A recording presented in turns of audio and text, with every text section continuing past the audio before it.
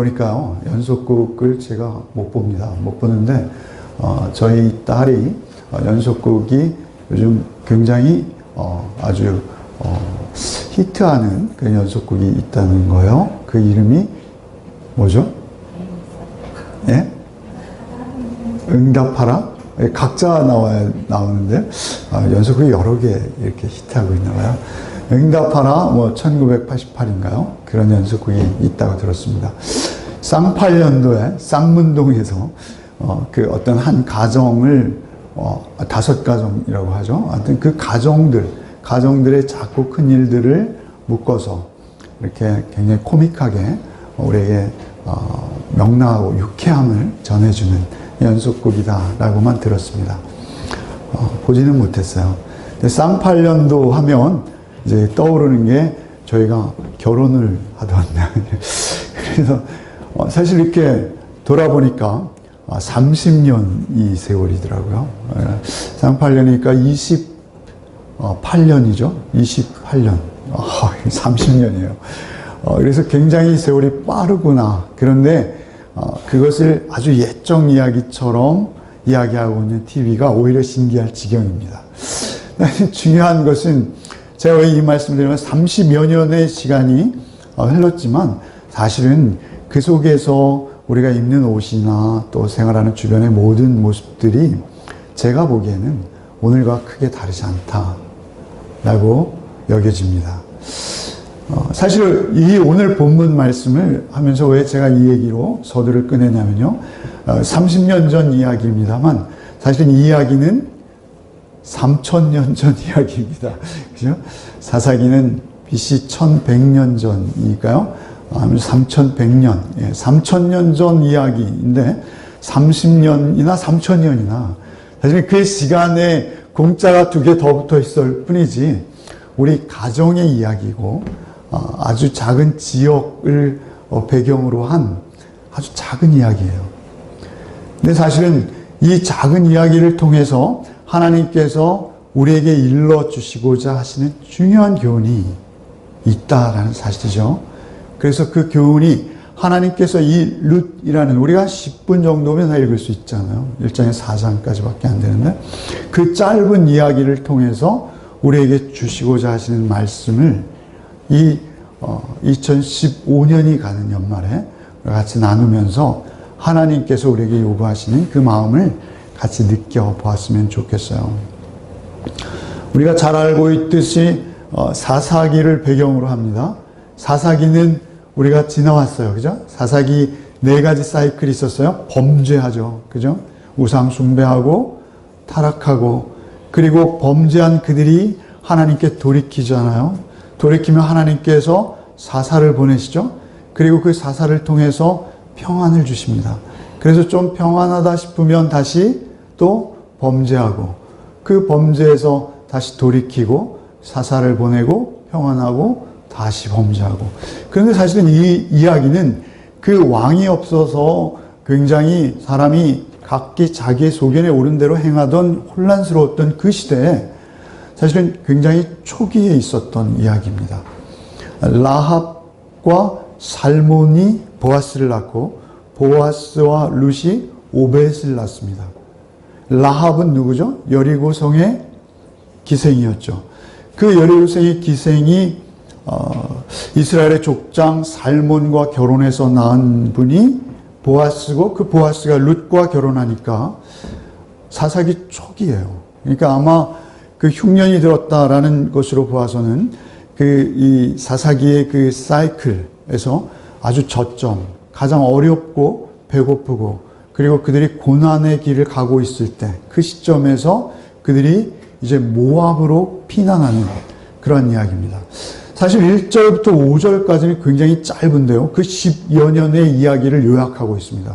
10여 년의 이야기를 이름과 시대적 배경과 지역, 그리고 그 지역에서 모압으로 이주한 것과 그 남편의 이름과 그 두 아들의 이름, 그리고 그들이 10여 년간에 걸쳐서 결혼을 했고, 그리고 남편과 두 아들이 다 죽고, 이제 며느리 둘과 시어머니만 남았다라는 굉장히 복잡하고 긴 이야기.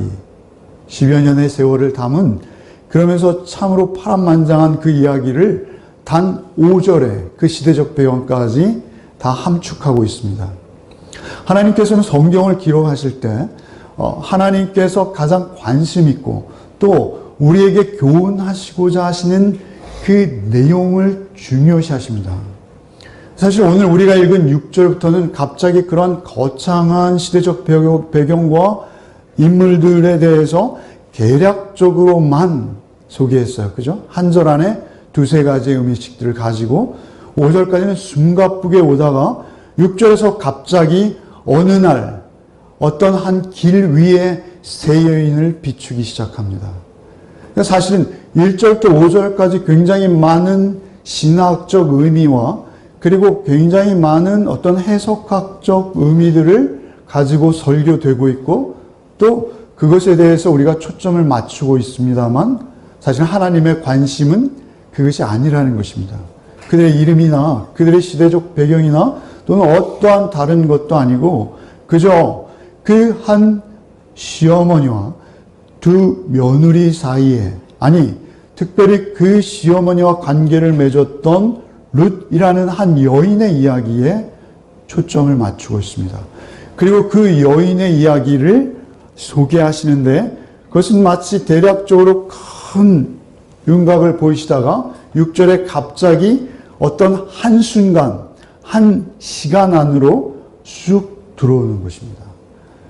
그리고 그들의 대화의 내용, 그들의 표정 하나하나, 그들의 숨결 하나하나를 우리가 읽어낼 수 있을 정도로 자세하게 그 상황을 성경에 기록하고 있습니다.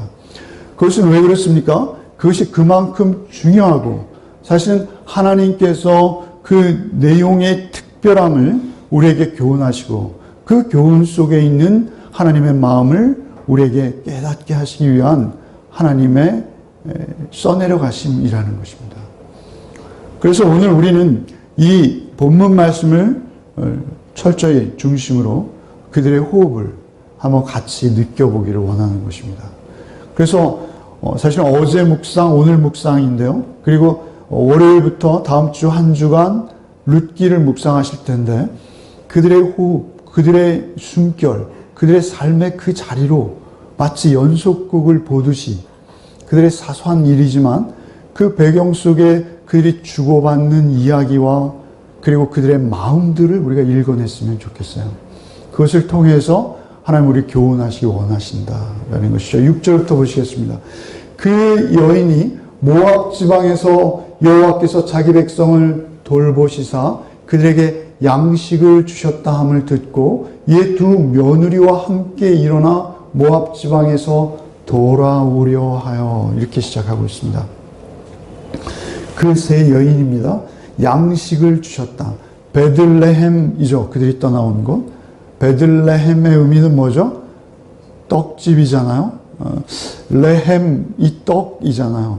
그 레헴, 이 양식입니다. 그래서 사실은 그 양식을 주셨다. 하나님께서 그 백성을 돌아보시고 양식을 주셨다. 양식은 중요한 우리의 문제입니다. 우리 선조들이 참으로 소나무 껍질 벗겨서 초근 목피한다고 하잖아요. 그렇게 삶아 먹던 그런 우리 입장에서 볼 때 그 양식은 우리의 생존이에요. 그 양식을 주셨다 함을 듣고 이에 두 며느리와 함께 일어나 모압 지방에서 다시 베들레헴으로 그들이 어디로 갔어요? 모압으로 간 이유는 양식이었어요. 그리고 다시 양식을 따라 그들이 함께 돌아오려고라는 이 분사는요, 사실은 여성 단수입니다. 동사 원형이 그렇다는 것입니다. 일어나 돌아오려고 구체적으로 그 행동들을 묘사하고 있는데 이것은 다 여성 단수예요. 그런데 사실 이 문장의 주어는 세 명의 여성이죠. 그죠? 세 명의 여성인데 불구하고 단수 동사로 표현되는 이유는 사실 돌아오는 사람은 누구예요? 나오미 하나이죠. 그들은 돌아오는 게 아닙니다. 사실은 문법적으로는 맞지 않는데도 불구하고 그 의미로 인해서 히브리 이 룻기의 저자는 그렇게 단수 여성 동사를 기록하고 있습니다.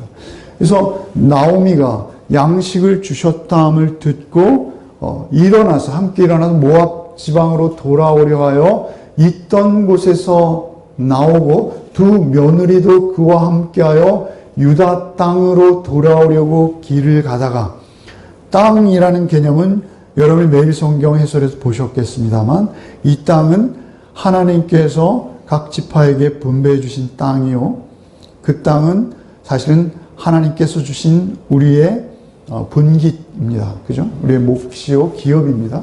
그 땅에서 돌아오려고 길을 가다가, 길이라는 단어 속에는 사실은 또 의미가 있겠죠. 그 길은 사실은 멀고 긴 길입니다. 여기 지금 사해가 있고요. 유다 땅 베들레헴이 있습니다. 베들레헴으로부터 이 모압 땅, 그들이 거주했을 것으로 여기는 이쪽은 윗부분, 사해의 윗부분에는 루벤이 있어요.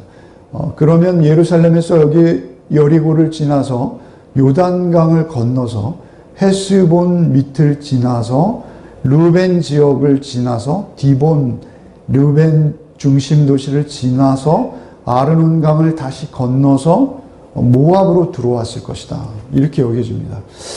그런 길을 이제 다시 출발해서 그들이 여기로 가는 거죠. 이 루벤 지역쯤 되지 않았을까 봅니다. 그들이 길을 가고 있었어요. 길을 가다가 유다 땅으로 돌아오려고 길을 가다가 나오미가 두 며느리에게 이르되 너희는 각기 너희 어머니의 집으로 돌아가라.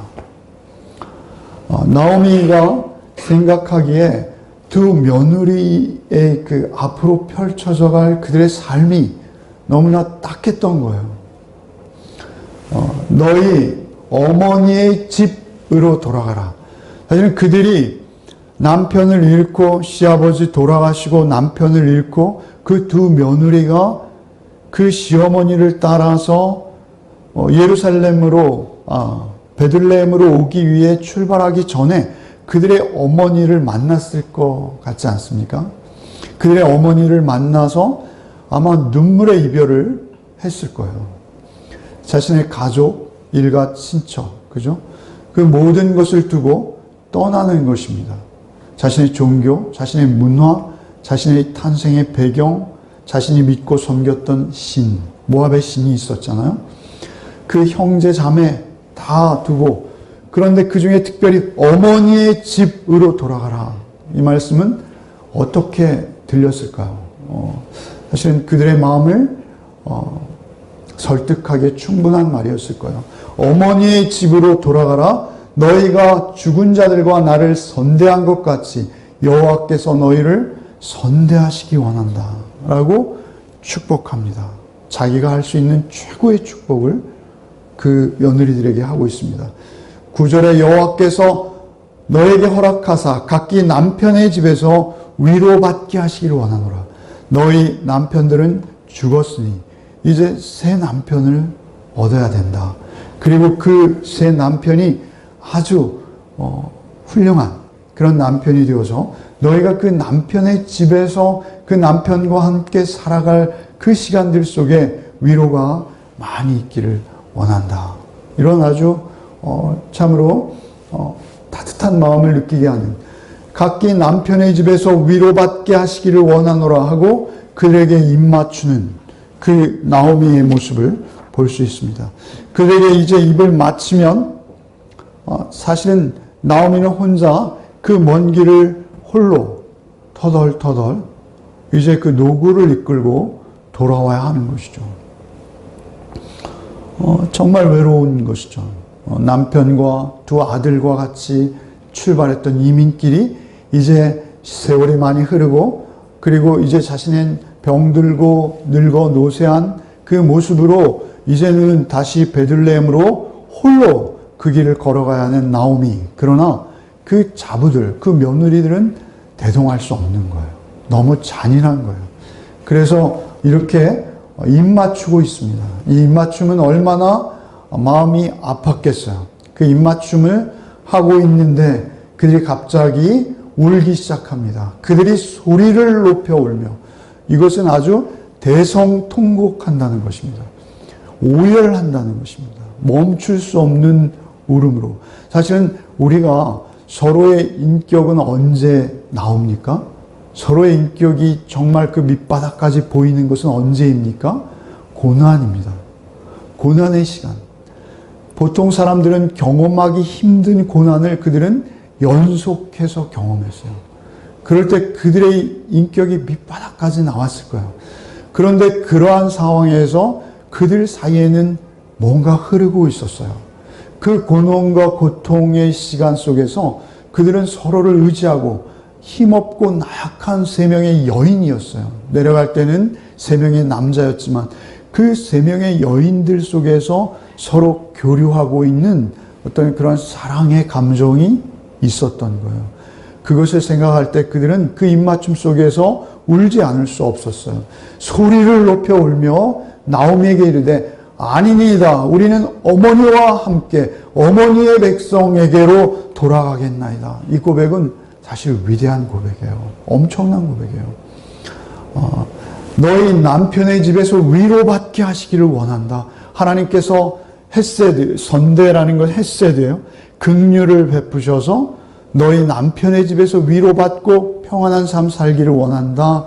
라는 시어머니의 말에 아닙니다. 우리는 어머니의 백성에게 가겠습니다. 이 말은 무엇이죠? 저희는 남편 같은 거 포기했습니다. 남편 안중에도 없습니다. 저희는 오히려 어머니의 백성, 사실은 유대 백성이 어떤지 그들은 알고 있었을 거예요. 모압과는 워낙 다르잖아요. 그리고 특별히 유대인들, 특별히 유대 백성들이 모압인들을 멸시하는 것도 알고 있었을 거예요.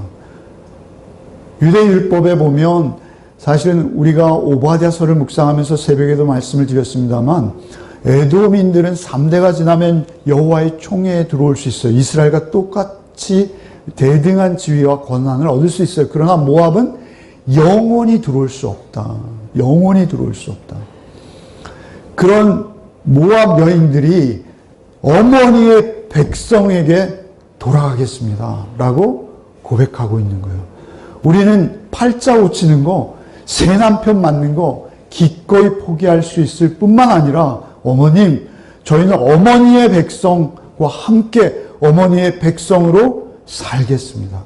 그 모진 핍박과 또는 그 따돌림과 그 모멸을 다 참고 어머니의 사랑, 그 사랑 하나 의지하고 어머니의 사랑 앞에서 우리가 도저히 우리의 삶을 돌이킬 수 없으니 어머님 이제 우리를 받아주십시오 라고 진심 어리게 또 말하는 거예요.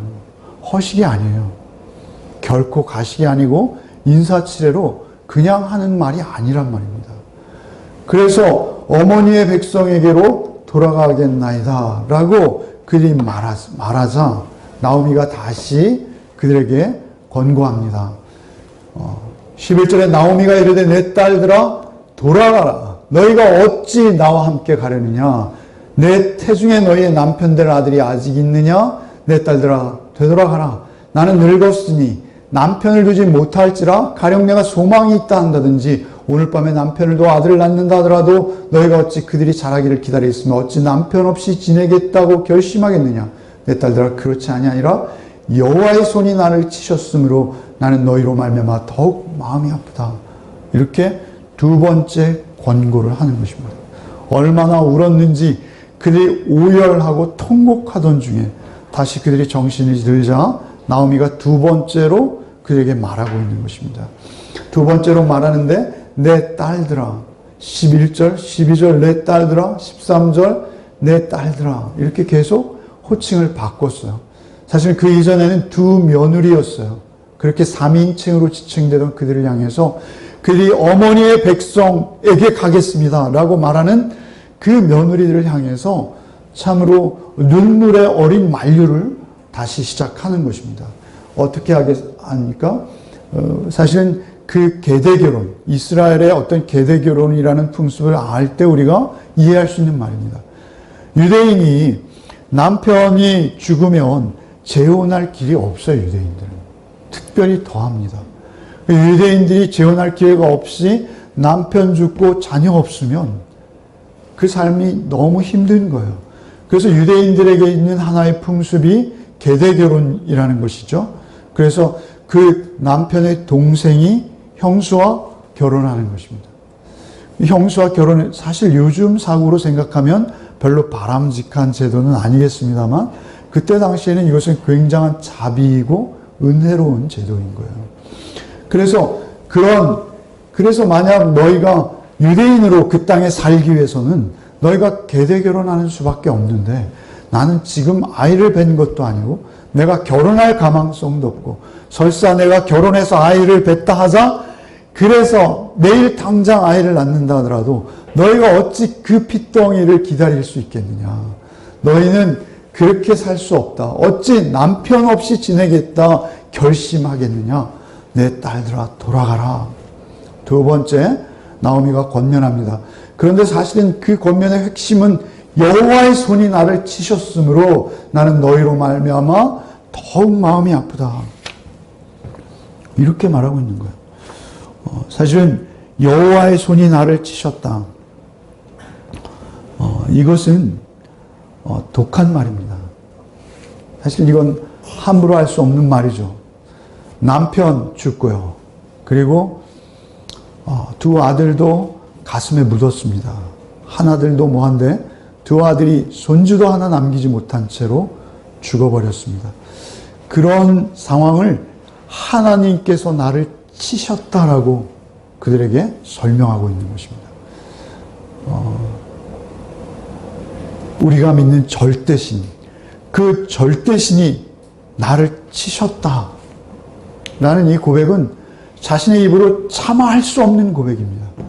그것도 두 며느리 앞에서 지금 그 고백을 하면서 그래서 너희는 더욱 나를 따라오면 안 되는 거야 라고 그들을 설득하고 있는 것입니다. 공동번역에 이렇게 번역했어요. 아가, 이건 사투리 같은데요. 아가, 그건 안 될 말이다. 제발 나를 더 괴롭히지 말아다오. 나는 이처럼 야훼께 얻어맞은 신세란다. 표준세 번역, 내 딸들아 너희의 처지를 생각하니 내 마음이 너무 괴롭구나. 주께서 손으로 나를 치신 것이 분명하다. 현대인의 성역, 내 딸아 너희가 그럴 수 없다. 여호와께서 너에게 상처를 주어 나를 벌하셨으니 내 마음이 더욱 아프구나. 이 아프다라는 말이 바로 마라예요, 어원이. 그러니까 내 마음이 너무 쓰라리다. 내 마음이 쓰다. 마치 날카로운 칼로 내 심장을 도려내는 것 같이 쓰라리고 아파서 너희가 도저히 같이 갈 수 없으니 여호와께서 나를 치신 것을 좀 알고 너희는 이제는 그만 따라와라. 이렇게 할 수 없는 말로 그들을 권고하고 있는 것입니다.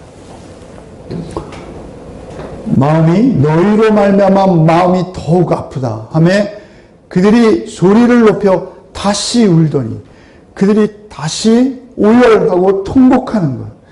다시 울더니 오르바는 그의 시어머니에게 입맞추되 룻은 그를 붙쫓았더라. 이렇게 기록하고 있습니다.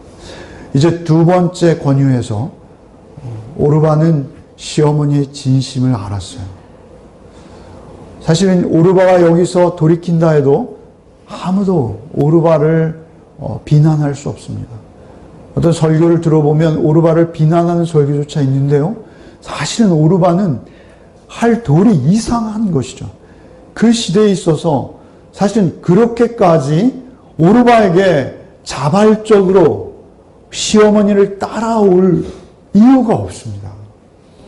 그리고 그 길 중에까지 따라오는 것은 더욱이 그것은 오르바로서는 참 그 시대에도 보기 힘든 일이었을 거예요. 그런 오르바가 이제 두 번째 시어머니의 설득에 의해서 그가 이제 입을 맞추고 길을 돌린 것입니다. 그런데도 불구하고 룻은 그 시어머니를 붙쫓았다. 이 해석이 좀 재미있습니다. 붙쫓았다. 이것은 사전에 찾으면요, 달라붙다, 굳게 밀착하다, 이런 의미예요. 히브리어 사전 일부러 찾아봤습니다. 붙잡다, 달라붙다, 이런 의미예요. 그래서 창세기 우리가 잘 아는 대로 2장 24절에 남자가 부모를 떠나 그 아내와 연합하여 둘이 한 몸을 이룰지라 때 연합이라는 단어가 바로 이 단어입니다. 욥기에서는 욥이 자기의 피골이 삼접한 모습을 표현할 때 내 뼈와 살이 붙었나이다, 이렇게 말할 때 붙었다라는 표현이 바로 이 동일한 단어입니다. 그러니까 지금 아마 오르바는 시어머니에게 입맞추고 오던 길을 돌이켰지만 룻은 어머니에게 꼭 붙은 거예요. 아마 걸음걸이도 불편하셨을지 모르겠어요. 그 시어머니의 팔을 꼭 끼고 그 옆에 착 붙은 모습, 그것을 해석한 단어예요. 룻은 그를 붙쫓았더라. 잠시도 떨어지지 아니하고 아주 연합되어서 그 룻을 쫓고 있는 것입니다. 그런데 나오미가 다시 룻에게 따라오지 말라 합니다. 세 번째죠. 세 번째 권유하는 모습을 15절에 볼 수 있습니다. 15절에 나오미가 또 이르되 보라, 내 동서는 그 백성과 그의 신들에게도 돌아가나니. 사실은 그 백성과 그의 신들에게도 돌아가는 오르바에겐 아무 잘못이 없습니다. 그러나 성경은 그 행위가 결과로 무슨 의미인지는 분명하고 뚜렷하게 남겨놓습니다. 무엇입니까? 자기 신들, 그 다원론적 세상이죠. 그때나 지금이나 신들이 여럿 있어요. 유일신이 아니에요. 그 신들, 그 백성과 그의 신들에게 돌아가나니 너도 너희 동서를 따라 돌아가라. 너도 돌아가. 그 착 달라붙어 있는 룻을 향해서 너도 돌아가. 그 백성, 이것은 무슨 의미예요? 그가 아까도 다시 말씀드립니다만 그가 유다 백성 속에서 살아갈 날들을 도저히 그 고난을 나오미로서는 예측할 수 있는 고난이죠. 그 고난을 그에게 주고 싶지 않은 거예요. 그 가치관, 그 이성, 그가 가지고 있는 지금까지 배웠던 모든 기존의 사고 다 버려야 돼요. 다 버려야 돼요. 그리고 그 차가운 냉대 속에 살아가야 된단 말입니다. 그것을 알고 있는 시어머니로서는 너의 동서를 따라 돌아가라. 그때 룻이 16절과 17절 말씀을 하는 거예요. 사실 룻기의 가장 중요한 주제예요. 그리고 룻기에 써서 가장 중요한 한 절의 말씀을 꼽아라 한다면 저는 이 16절과 17절을 단언컨대 룻기의 가장 핵심 구절이다 라고 말하고 싶습니다. 16절과 17절은 위대한 신앙의 고백이자 사랑의 고백, 충성의 서약, 그 경건함과 그 엄숙함이 우리에게 뼛속까지 느껴지는 그러한 내용입니다. 사실 이 고백은 너무나 위대해요. 그래서 어떤 신학자는 이런 고백을 했습니다. 아브라함이 창세기 12장 1절로 3절에 그 본토 친척 아비의 집을 떠나 내가 내게 지시할 땅으로 가라라고 그 음성 듣고 출발한 것이 아브라함이 우리의 믿음의 조상이 된 것이죠. 그런데 그 출발보다 비교할 수 없도록 융숭한 의미와 또 결단과 충성과 헌신이 있는 고백이다. 이렇게 말하고 있어요. 아브라함은요, 하나님의 음성을 들었어요. 하나님의 음성을 듣고 그 길을 출발했습니다. 그러나 룻은 하나님의 음성은커녕 그 다 늙은 시어머니를 모시는 상황이었어요. 그 시어머니를 위해서 헌신하며 그 시어머니와 한 몸을 이루어서 그 낯설고 물서른 곳으로 돌아오면서 한 고백이에요. 여러분 이 심정을 한번 느끼는 마음으로 우리가 이 말씀을 한번 같이 읽어봤으면 좋겠습니다. 16, 17 읽겠습니다. 룻이 이르되 내게 어머니를 떠나며 어머니를 따르지 말고 돌아가라 강권하지 마옵소서. 어머니께서 가시는 곳에 나도 가고 어머니께서 머무시는 곳에 나도 머물겠나이다. 어머니의 백성이 나의 백성이 되고 어머니의 하나님이 나의 하나님이 되시리니 어머니께서 죽으시는 곳에서 나도 죽어 거기 묻힐 것이다. 만일 내가 죽는 일 외에 어머니를 떠나면 여호와께서 내게 벌을 내리시고 더 내리시기를 원하나이다 하는지라. 이 말씀은 그가 여호와 하나님이 얼마나 무섭고 두려우신 분이다라는 것을 알고 있는 룻이 고백하는 거예요. 여호와께서 내가 어머니를 떠나면 어떤 벌 위에 더 큰 벌도 제가 감당하겠습니다. 내가 여호와께 벌을 받았어. 얘들아, 그러니 날 따라오면 안 돼. 라고 말하는 그 시어머니 앞에서 내가 여호와께 어떤 벌을 받아도 달게 받겠습니다. 어머니를 떠나면 제가 그 벌 받겠습니다. 이렇게 고백하는 거예요. 이게 얼마나 할 수 없는 고백입니까? 이게 얼마나 엄숙한 고백이에요. 그 고백의 내용은 무엇입니까? 어머니께서 머무시는 곳에 나도 머물겠나이다. 어머니 제발 이제 나를 따르지 말고 돌아가라는 말 좀 하지 마십시오. 이제 어머니께서 머무시는 곳에 나도 머물겠습니다. 머문다 라고 이번에 번역이 바뀌었습니다만 이전 성경에는 유숙한다 이렇게 말하고 있어요. 어머니께서 유숙하시는 곳에 나도 유숙하겠나이다. 이런 고백이었어요.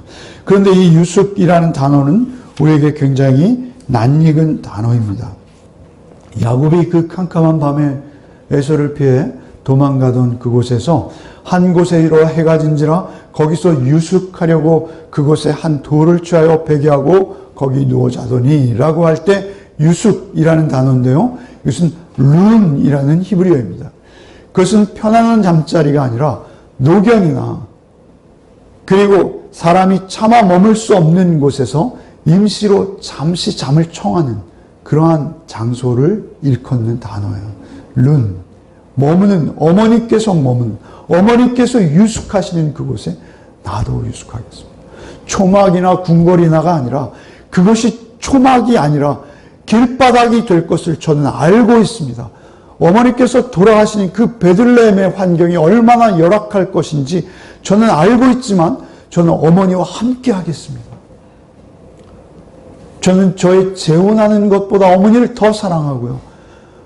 저는 저의 백성보다 어머니의 백성을 더 사랑하고요. 그곳에서 제가 어떤 따돌림을 받을지 모르지만 어머니 사랑해요. 이 말씀인 거예요. 사실은 이 말씀 속에는 어떤 개종이나 또는 다른 것보다 더 크고 놀랍고 위대한 고백이 있어요. 그것은 무엇이냐면 어머니를 향한 사랑이에요. 여러분, 동서양을 막론하고요. 시어머니와 며느리의 관계는요. 견원지간 같다고 하죠. 원숭이와 고양이의 사이인가요? 틀렸죠? 개와 고양이. 견자죠. 네. 개와 원숭이 관계, 견원지간. 그래요. 동서양을 막론하고요. 시어머니와 며느리의 관계는 돈독할 수가 없는 관계예요. 딸의 집에 가면 사위가 막 설거지하고 빨래하고 이러면 우리 딸, 우리 사위 정말 멋진 사위. 그런데 아들네 집에 갔는데 아들이 빨래하고 설거지하면 어떻게 합니까? 못 참습니다. 며느라, 내가 우리 아들 어떻게 키웠는데 당장 눈시울이 그렁그렁해지는 시어머니. 그런데 이 며느리가 시어머니를 향해 하는 고백이에요. 하나님께서 바로 그 사랑을 찾으시는 거예요. 하나님께서 하나님의 역사를 쓰시기 위해서 사람들을 찾으세요. 그런데 하나님의 역사를 쓰기 원하시는 그 사람이 누구냐면요. 사랑하는 사람인 거예요. 다른 것이 아니라. 그래서 이렇게 말하는 것이죠. 어머니께서 머무시면 나도 머물겠나. 나의 백성이 되고 나의 백성이 되고 하나님의 어머니 하나님 나의 하나님이 되시니 어머니께서 죽으시는 곳에 나도 죽어 거기 묻힐 것이라. 김지찬 교수는 이 대목을 과거에 우리 신대원 다닐 때 이렇게 해석하셨어요. 그 장례 풍습을 알았다는 거예요, 룻이. 이스라엘의 장례 풍습은요, 이렇게 굴을 파고 그 안에 시체를 세마포로 감아서 놓습니다. 그러면 그 살이 썩어서 이제 뼈만 남죠. 그러면 그 뼈만 상자에 담습니다. 그래서 그것을 보관하는 게 이스라엘의 장례 풍습이에요. 그런데 그 가족장이라는 게 있어서 더 큰 상자에 가족을 담는 경우가 있다고 해요. 그리고 그 가족장이 아니면 아예 큰 굴을 파서 그 위에 차곡차곡 뼈들을 쌓는 그 유대의 풍습이라는 것이죠. 그 풍습을 잘 알기 때문에 시아버지가 죽고 남편들이 죽을 때마다 그런 유대의 풍습을 들었을 그들이 어머니께서 죽으시는 곳, 그곳에 나도 죽어 거기 내 뼈가 어머니 옆에 있도록 하겠습니다. 이 해석으로 받아야 된다는 것이죠. 김지찬 교수님의 해석이 저는 참 깊다라고 봅니다. 그렇게 어머니께서 죽으시는 곳에 나도 거기 죽어 묻힐 것입니다. 만일 내가 죽는 일 외에 어머니를 떠나면 여호와께서 내게 벌을 내리시기 원합니다. 지독한 사랑의 고백이에요. 이 지독한 사랑의 고백을 사실은 성경 전체는 기록하고 있는 것입니다. 룻기의 주제는 여러분이 가지고 있는 성경이나 또는 어떤 학자, 어떤 주석을 봐도 룻기의 주제는 헤세드라고 말합니다. 헤세드.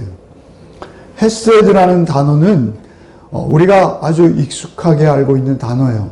그런데 룻기에서는 3번밖에 등장하지 않습니다. 헤세드라는 단어는 우리가 소위 하나님께서, 그러니까 헤세드는 자비라고 해석되는데요. 더 강하고 더 유리한 입장에 있는 사람이 더 낮고 더 천한 입장에 있는 사람을 향해서 베푸는 친절인 것입니다. 그것을 헤세드라고 해요. 그런데 친절 정도를 넘어서서 사실은 사랑이죠. 자비, 긍휼, 은혜, 양선 뭐 이런 단어로 해석되기도 하고요.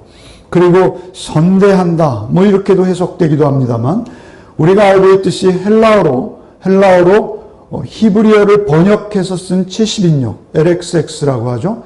그 70인역에 이 헤세드라는 단어를 번역한 단어는 우리가 너무나 잘 알고 있는 아가페라는 단어예요. 그 조건 없는 사랑, 그것을 헤세드라고 하는 거예요. 그렇게 헤세드가 룻기 1장 8절에 언급되어 있어요. 한번 보시죠. 나오미가 두 자부에게 이르되 너희는 각각 어미의 집으로 돌아가라. 너희가 죽은 자와 나를 선대한 것 같이 여호와께서 너희를 선대하시기 원한다. 이 선대가 헤세드예요. 룻기에서 3번밖에 등장하지 않았어요. 2장 20절에 나오미가 자부에게 이르되 여호와의 복이 그에게 있기를 원하노라. 그가 생존한 자와 사망한 자에게 은혜 베풀기를 그치지 아니하도다 할 때 이 은혜가 헤세드예요. 이것은 누구죠? 보아스가 나오미와 그 룻에게 베푼 친절을 나오미가 보아스가 우리에게 베푼 것 그 은혜야 라고 고백하는 것이죠. 그런가 하면 룻기 3장 10절에 가로되 내 딸아 여호와께서 내게 복 주시기를 원하노라. 이것은 보아스가 룻에게 하는 말이에요. 내 딸아 여호와께서 내게 복 주시기를 원하노라.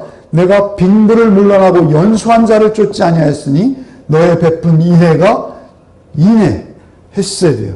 인애가 처음보다 나중이 더하도다. 그러니까 보아스는 룻에게 너는 나에게 인애를 베풀었어. 이렇게 말하고 있어요. 그러니까 이 인애는 어떻게 흘러가고 있어요? 나오미에게서 며느리들에게 흘러갔어요. 그런가 하면 그 인애는 누구로부터 흘러왔어요? 며느리들로부터, 룻으로부터 나오미에게 흘러왔어요. 그런가 하면 이제 다시 그 인애는 보아스에게서부터 흘러오고 있어요. 그런가 하면 보아스는 룻, 네가 나를 이내로 대했구나 라고 그 룻의 사랑을 너희 시어머니를 향한 너의 인애보다 지금 네가 나에게 베푸는 인애가 더 크구나. 그 사랑이 그렇게 오고 가는 거예요. 그 사랑으로 우리는 사는 거예요.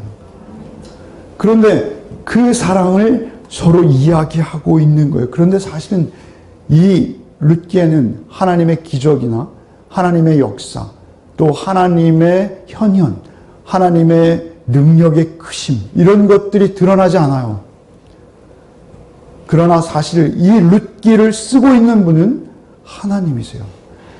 그리고 그 가족 간에 룻과 보아스와 나오미와 그리고 그 친족들 간에 흐르고 있는 그 인애, 헤세드는 사실 그 주인공이 누구십니까? 하나님이세요. 하나님이 그 전체의 사랑의 스토리를 쓰고 계신 거예요. 그래서 역사를 영어로 히스토리라고 하는 거예요. 그분의 스토리는 그 중심이 뭐예요? 사랑인 거예요. 오직 성경은 하나님 사랑, 이웃 사랑, 그 십자가에서 위로부터 내려 꽂힌 사랑, 그리고 그것이 옆으로 전해져 간 사랑, 그 십자가의 사랑만이 성경의 유일한 주제인 거예요. 하나님께서는 그 사랑의 이야기를 쓰시면서 그 사사기 혼탁한 시대에 그 사랑의 이야기를 우리에게 남기시기 원하시는 거예요. 우리가 연말을 맞아서 이 사랑의 이야기를 묵상하게 된 게 얼마나 감사한지 모르겠어요. 여러분 잘 알고 있듯이 밀레 이삭 줍는 여인들이죠. 사실은 여기 보면 이 뒤에 이렇게 풍성한 곡식이 있죠. 그런데 이 여인들은 이삭을 줍고 있습니다. 이 풍성한 곡식, 이 여인들의 손을, 사실은 우리가 이 그림을 오르세 박물관, 그 프랑스의 오르세, 프랑스 대혁명이 있었죠. 프랑스 대혁명을 전후해서 1850년대 전후해서 이런 이삭 줍기를 주제로 한 그림들이 많이 그려졌다고 해요. 그런데 그 이삭 줍기의 주제 주인공은 뭐냐면 가난한 자의 삶을 대변하는 거예요. 사실은 그 추수 때 가장 풍성한 1년 양식을 준비하는 그때 그들이 준비할 수 있는 1년 양식은 그들이 허리를 숙이고 줍는 그 나달이 전부였다는 거예요. 그렇게 줄 때 그녀들의 손을, 사실 여기 좀 잘 안 보입니다만 손이 너무 이렇게 곱았어요. 그녀들이 앞에 차고 있는 주머니, 거기에 이렇게 조금 나와 있는 그것을 하나하나 줍기 위해서 그 여인들의 허리는 저렇게 굽어 있어요. 하루 종일 굽어서 그 손도 바로 필 수 없어서 마치 주먹처럼 보이십니까? 그 당시에 1850년 당시에 그려진 또 다른 그림이에요. 그림에 보시면 여기에는 그 밭의 주인의 머슴이 있어요. 그리고 그 머슴 옆에는 무서운 시커먼 개가 있고요. 그 확대한 것이죠. 그 보이십니까? 옆에는 이렇게 칼을 차고 있고요. 여기에 개가 있죠. 사실은 그들도 성경을 알기 때문에 그들이 이삭 줍는 것을 마음껏 허용했어요. 그러나 그것도 인색해서 그 머슴이 뭔가 소리치고 있죠. 이제 그만, 이제 나가, 뭐 이렇게 소리치고 있는 걸로 여겨집니다. 그리고 그 이삭을 주워가는 이 여인들 신발도 신지 못했어요. 이 여인들의 얼굴 표정은 그냥 무표정의 극치예요. 그 삶의 그 무게가 그들의 표정에 드러나고 있습니다. 사실 이렇게 이삭을 주어야 했던 룻입니다. 그 가운데서도 룻이 얼마나 감사하며 기쁨으로 그 일을 감당하는지 우리가 2장 5절부터 한번 같이 읽어볼까요? 2장 5절부터 읽겠습니다. 5절부터 읽겠습니다. 보아스가 베는 자들을 거느린 사원에게 이르되 이는 누구의 소녀냐 하니 베는 자를 거느린 사원이 대답하여르되 이는 나오미와 함께 모압 지방에서 돌아온 모압 소녀인데 그의 말이 나로 베는 자를 따라 단 사이에서 이삭을 죽게 하소서 하였고 아침부터 와서는 잠시 집에서 쉰 후에 지금까지 계속하는 중이니이다. 보아스가 룻에게 이르되 내 딸아 들으라. 이삭을 주우러 다른 밭으로 가지 말며 여기서 떠나지 말고 나와 소년들과 함께 있으라. 그들이 베는 밭을 보고 그들을 따르라. 내가 그 소년들에게 명령하여 너를 건드리지 말라 하였느니라. 목이 마르거든 그릇에 가서 소년들이 길어온 것을 마실지니라 하는지라. 룻이 엎드려 얼굴을 땅에 대고 절하며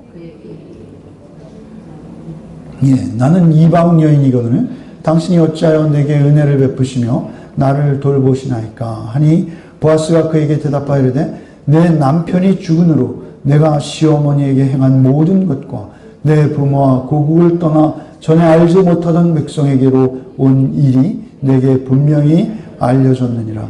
여호와께서 내가 행한 일에 보답하시기를 원하며 이스라엘의 하나님 여호와께서 그의 날개 아래 보호를 받으러 온 내게 온전한 상 주시기를 원하노라 하는지라. 룻이 이르되 내 주여 내가 당신께 은혜 입기를 원하나이다. 나는 당신의 하녀 중에 하나와도 같지 못하오나 당신이 이 하녀를 위로하시고 마음을 기쁘게 하는 말씀을 하셨나이다 하니라. 그녀의 겸손과 그녀의 성실함을 우리는 이 문장들 속에서 읽어낼 수 있습니다. 그녀의 마음 자세와 그녀의 또 이삭 줍는 태도 또한 우리가 느낄 수 있습니다. 이토록 자세하게 그의 삶의 정황과 모습들을 우리는 볼 수 있어요. 그 비참한 삶, 자원해서 누가 시킨 것도 아닙니다. 하나님의 은혜가 크게 임했던 것도 아니에요. 그런데 그런 삶을 자청해서 감당해내는 그 여인을 하나님 보시는 거예요. 우리가 오바댜서나 아모스서에 보면 하나님께서 나라를 심판하시고 나라의 지도자들을 벌하십니다.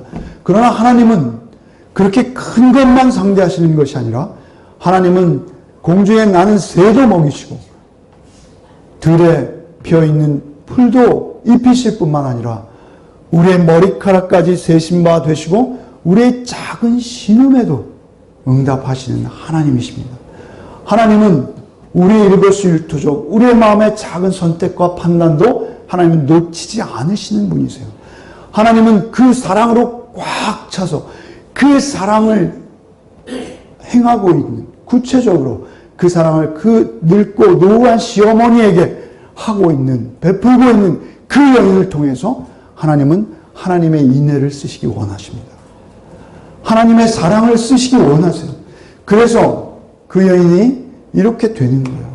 우리가 잘 알고 있듯이 4장 21절 22절 한번 읽죠. 4장 21절 22절 한번 읽겠습니다.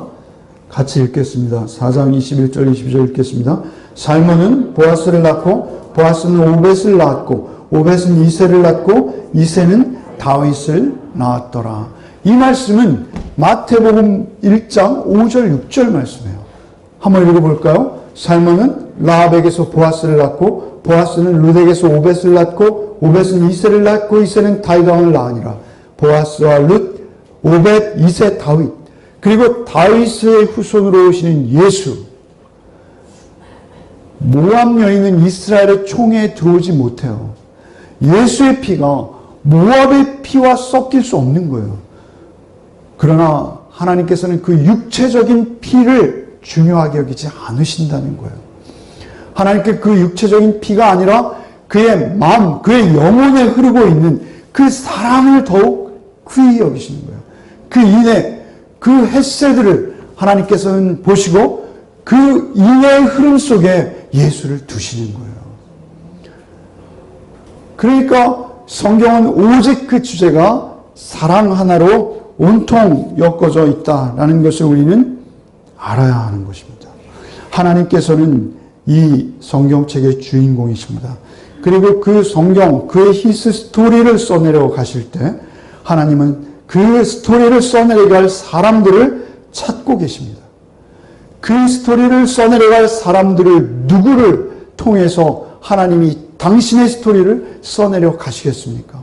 아주 이기적이고 극단적으로 자기밖에 모르며 자기의 입과 자기의 입신양명과 자기의 소유만을 위해서 평생을 살아가는 그런 사람을 통해서 하나님의 스토리를 쓸 수는 없는 것입니다.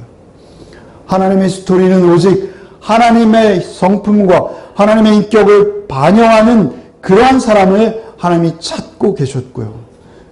그 왕이 없어서 자기 소견에 오른 대로 극단적 이기주의가 팽배해서 그 폭력과 폭압이 난무하는 사사시대, 그 베들레헴 에브라다의 한쪽 구석에 있는 작은 가족을 주목해 보셨고, 그 가족 중에서도 특히 나오미가 고향에 돌아와서 뭐라 합니까? 오늘 본문 바로 뒤에 나오미가 전능자가 나를 괴롭게 하셔서 나는 이렇게 가득한 채 나왔다가 이제 빈몸으로 돌아왔습니다 라고 하며 룻조차 인정하지 않았어요. 룻은 사실은 그런 상황에서도 그 시어머니를 극진히 사랑하는 룻의 모습을 볼 수 있어요. 우리의 사랑은 누구를 인정받고 누구에게 보여지고 그리고 누구에게 칭찬받고 격려받기 위한 사랑이 아니라 그냥 사랑하는 거예요. 사실은 룻기는요, 계종에 초점을 맞추고 있지 않아요. 본문에서 룻의 계종을 찾아내기 위해서 열심히 저도 읽어냈어요. 몇 가지 근거들도 유추 해석할 수 있는 근거들도 제가 가지고 있어요. 그러나 그것을 성경이 말하는 게 아니에요. 그것보다 더 강조하는 것, 성경 그대로를 읽고 묵상해 나가보십시오. 그러면 다른 것은 안 보이고 룻의 사랑이 여러분에게 가장 풍성하게 크게, 그 시어머니를 향한 룻의 사랑이 여러분에게 다가올 것입니다. 그 사랑을 여러분에게 하나님이 요구하고 계신 거예요. 여러분의 가족 속에서, 여러분의 친족 속에서, 여러분의 직장 가운데, 여러분이 매일 마주치는 그 이웃들 가운데 여러분이 그 사랑의 삶을, 그 사랑의 수고를 기꺼이 실천하는 거예요. 사실은 이 사랑의 여화를 찾으려고 해도 없어요. 그리고 그런 사랑의 여화는 우리에게 오히려 이 사랑을 가려버릴 뿐이에요. 여러분이 그러한 사랑의 동기를 성령의 도우심 안에서, 이 성탄절이 뭡니까? 하나님께서 우리를 사랑하셔서 우리에게 찾아오신 사건이 성탄절이죠. 그렇다면 우리도 룻과 같이 우리가 누군가를 향한 사랑을 가지고 나가는 거예요. 하나님 그 뜨거운 사랑만 보시는 거예요. 그리고 그 뜨거운 사랑을 하나님 결코 흘려보내지 아니하시고 하나님의 역사를 기록하시는데 그 사랑을 반드시 사용하실 줄 믿습니다. 그 사랑의 주인공들이 되십시오. 저는 12월 달을 지나면서 그 사랑을 묵상하게 하시는 것이 얼마나 감사한지 모르겠어요. 여러분, 세상은 온통 사랑이 떠들썩해요. 아비멜렉이란 이름이 뭐예요? 뭐죠? 엘리멜렉이란 이름이 뭐예요? 엘리멜렉. 엘리는 나의 하나님, 이런, 엘 하나님이에요. 엘리 하면 나의 하나님. 엘리야 하면 뭐예요? 야훼는 나의 하나님이십니다. 그러니까 나의 하나님은 여호와이십니다. 엘리야. 엘리멜렉함. 멜렉은 뭐예요? 왕이다. 아비멜렉은 아비, 나의 아버지는 멜렉, 왕이다. 엘리멜렉함 뭐예요? 나의 하나님은 나의 왕이십니다. 얼마나 시끄러워요. 온통 세상은 하나님은 나의 왕입니다는 소리로 가득 차 있는 것 같은데 사실은 하나님이 주신 땅도 지키지 못하고 떠나버리는 그의 삶 속에서는 하나님의 모습도 하나님의 사랑도 하나님과는 아무 상관도 없는 삶을 살면서 이름만 엘리멜렉일 수 있다라는 것입니다. 룻은 그런 요란함도 없습니다. 기적도 없어요. 하나님의 능력도 없어요.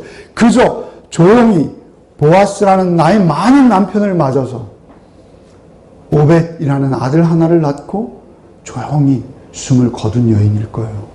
그때 당시에 그 룻이 자신이 스스로 예수의 직계 조상이 된다? 이런 약속이나 그러한 어떤 기미는 눈꼽만큼도 알지 못했을 거예요.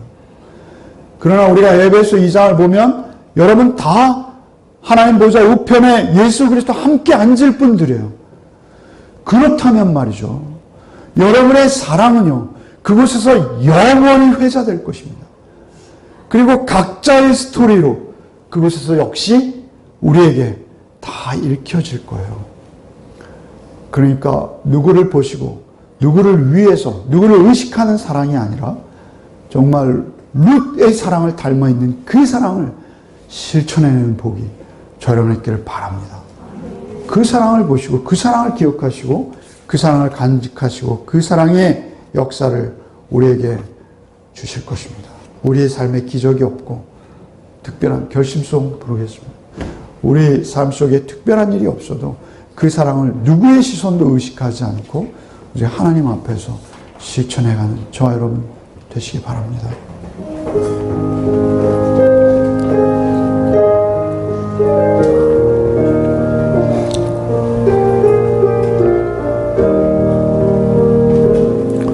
주께 두 손 모아 비나니 그 신 은총 베푸사 밝아오는 이 아침을 환히 비춰주소서. 오직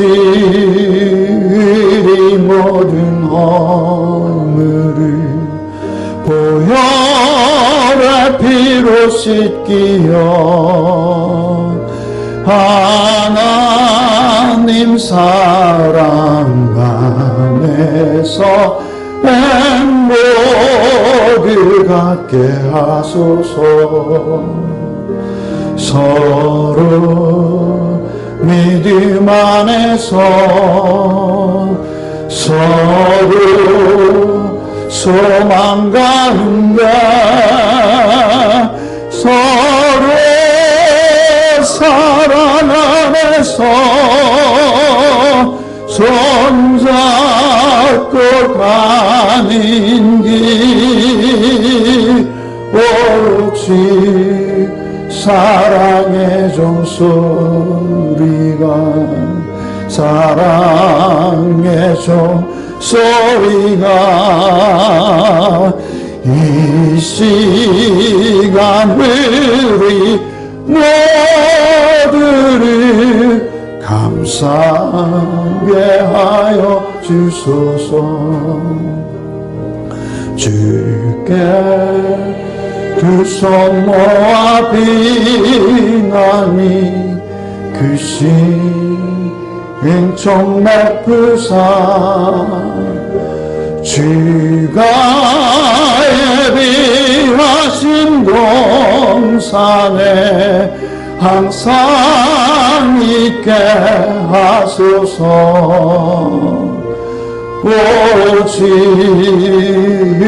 이 맘의 새 빛이 어둠 밝게 하시어 진리의 말씀 안에서 늘 순종하게 하소서. 서로 참아주면서 서로 감싸주면서 서로 사랑하면서 주께로 가는 오주 사랑의 종소리가 사랑의 종소리가 이 시간 우리